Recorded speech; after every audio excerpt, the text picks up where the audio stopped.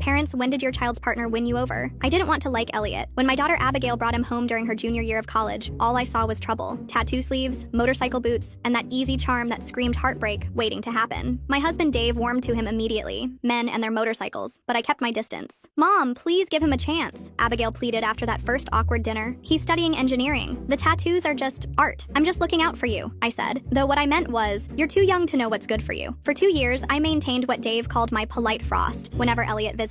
I noticed things, how he always washed dishes without being asked, how he looked at Abigail when she spoke as if memorizing her words, but I refused to be won over by surface gestures. When they announced their engagement after graduation, I smiled tightly and said, congratulations, while thinking, too young, too soon, too different. The weekend before their wedding, I found myself alone with Elliot in our kitchen. Abigail and Dave had gone to pick up her dress from final alterations. Need help with dinner? He asked, rolling up his sleeves. I'm fine, I said automatically. Then, unable to help myself, tell me why I should believe you're good enough for her. He set down the glass he was holding. I'm not, he said simply, but I'll spend my life trying to be. I wanted to dismiss this as more charm, but something in his voice stopped me. The wedding came and went. They moved 3 hours away for Elliot's job. Abigail started law school. I called weekly, listening for signs of discontent. Then came the February night when Abigail called at 2 a.m. Mom, she whispered, her voice tight with pain. I think I'm losing the baby. I didn't even know she was pregnant. Elliot's driving me to the hospital, she continued. Can you come, please? Dave and I drove through a snowstorm to reach them, arriving just after dawn. We found Elliot in the waiting room, his face hollow with grief. She's sleeping, he said. They had to do a D&C. She lost a lot of blood. I sat beside him, not knowing what to say. We were going to tell you this weekend, he continued, staring at his hands. We had a whole announcement planned. She was so excited to tell you. When Abigail woke, I sat with her while she cried. Later, I went to find coffee and spotted Elliot in the hospital chapel, shoulders shaking silently. I sat beside him without speaking. After a while, he said, I didn't know how much I wanted to be a father until tonight. The raw honesty in his voice cracked something in me. That evening, when Abigail was cleared to go home, I watched Elliot wrap her in his jacket, whisper something that made her smile despite everything, and carry her bags with such gentle attention that I suddenly saw what had been there all along. During the next week, I stayed to help while Abigail recovered. I witnessed their quiet rhythm together, how Elliot made her tea exactly how she liked it, how he read to her when she couldn't sleep, how they grieved together without blame. On my last night there, Elliot found me on the porch swing. Thank you for being here for her, he said. For both of you, I corrected. He looked surprised, then grateful. I know I wasn't what you wanted for her. I was wrong, I admitted, the words surprisingly easy to say. You're exactly what she needs. 6 months later, when Abigail called to tell me she was pregnant again, I heard the mixture of hope and fear in her voice. Mom, we're terrified, but Elliot says we can't let fear steal our joy. I thought about the man I'd finally seen clearly in that hospital. Not the tattooed boy I'd prejudged, but the husband who loved my daughter with a depth that matched my own. He's right, I told her, and this time, we'll all be ready.